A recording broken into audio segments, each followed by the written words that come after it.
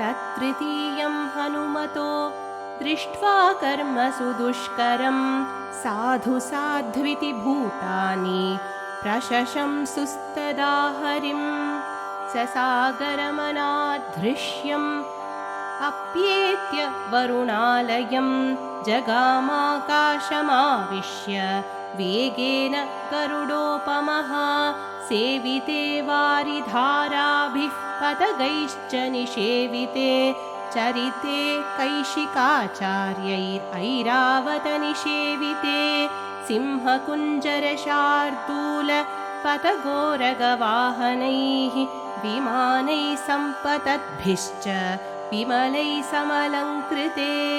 वज्राशनिसमाघातैः पावकैरुपशोभिते कृतपुण्यैर्महाभागैः स्वर्गजिद्भिरलङ्कृते वहता हव्यमत्यर्थं सेविते चित्रभानुना ग्रहनक्षत्रचन्द्रार्क तारागणनिषेविते महर्षिगणगन्धर्वनागयक्षसमाकुले विविक्ते विमले विश्वे विश्वावसुनिषेविते देवराजगजाक्रान्ते चन्द्रसूर्यपथे शिवे विताने जीवलोकस्य वितते ब्रह्मनिर्मिते बहुशः सेविते वीरैर्विद्याधरगणैर्वरैः जगामवायुमार्गे तु गरुत्मानिव मारुतिः प्रदृश्यमानः सर्वत्र हनुमान् मारुतात्मजः भेजेम्बरं निरालम्बं लम्बपक्ष इवाद्रिराट् प्लवमानस्तु तं दृष्ट्वा सिंहिका नाम राक्षसी मनसा चिन्तयामास प्रवृद्धा कामरूपिणी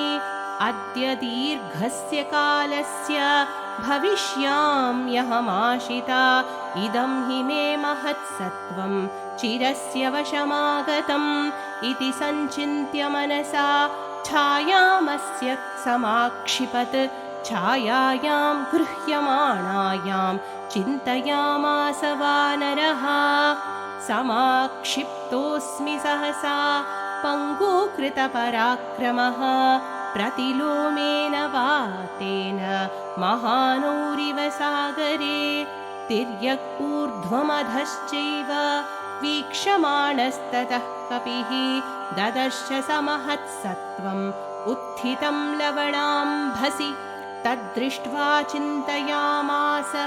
मारुतिर्विकृताननं कपिराजेन कथितं सत्त्वम् अद्भुतदर्शनं छायाग्राहि महावीर्यं तदिदं नात्र संशयः सतां बुद्ध्वार्थतत्त्वेन सिंहिकां मतिमान् कपिः व्यवर्धत महाकायः प्रावृषीव बलाहकः तस्य साकायमुद्वीक्ष्य वर्धमानं महाकपेः वक्त्रं प्रसारयामास पातालाम्बरसन्निभं घनराजीव गर्जन्ति वानरं समभिद्रवत् स ददर्श ततस्तस्य विवृतं सुमहन्मुखं कायमात्रं च मेधावी मर्माणि च महाकपिः स तस्या विवृते वक्त्रे वज्रसंहननः कपिः संक्षिप्य मुहुरात्मानं निष्पपात महाबलः आस्येतस्यानिमज्जन्तं ददृशुः सिद्धचारणाः ग्रस्यमानं यथा चन्द्रं पूर्णं पर्वणि राहुणा ततस्तस्या नखैस्तीक्ष्णैर्मर्माण्युत्कृत्य वानरः उत्पपाताथ वेगेन मनः सम्पात विक्रमः तां तु दृष्ट्या च धृत्या च दाक्षिण्येन निपात्य च स कपिप्रवरो वेगात् ववृधे पुनरात्मवान् हृतहृत्सा हनुमता पपातलवणाम्भसि तां हतां वानरेणाशु पतितां वीक्ष्य सिंहिकां भूतान्याकाशचारिणि तमूचुः प्लवगर्षभं भीममद्य कृतं कर्म महत्सत्त्वं त्वया हतं साधयार्थम् अभिप्रेतम् अरिष्टं प्लवतां वर यस्य त्वेतानि चत्वारि वानरेन्द्र यथा तव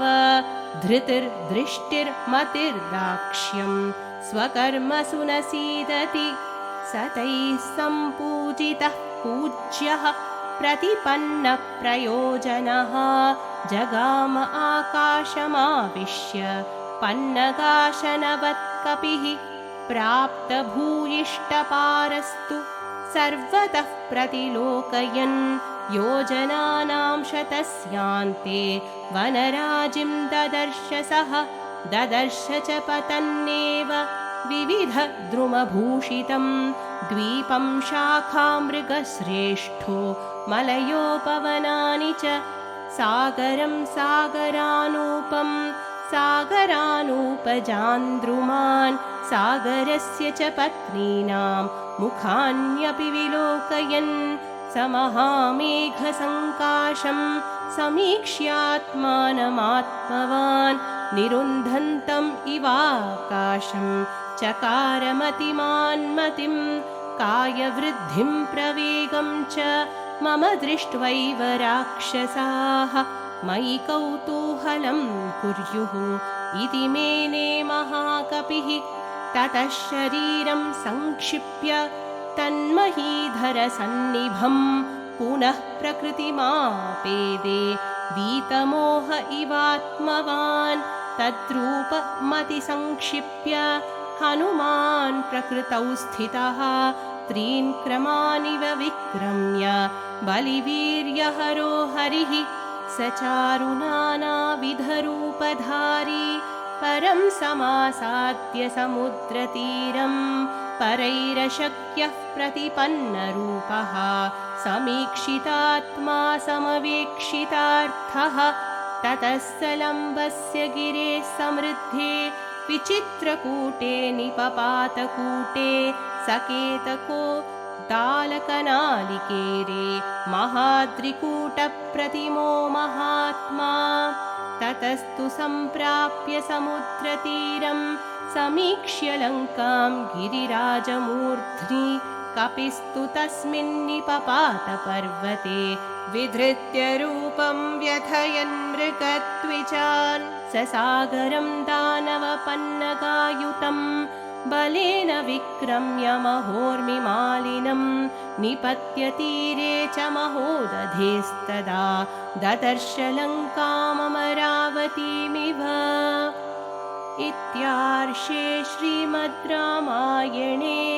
वाल्मीकिये आदिकाव्ये सुन्दरकाण्डे प्रथमः सर्गः।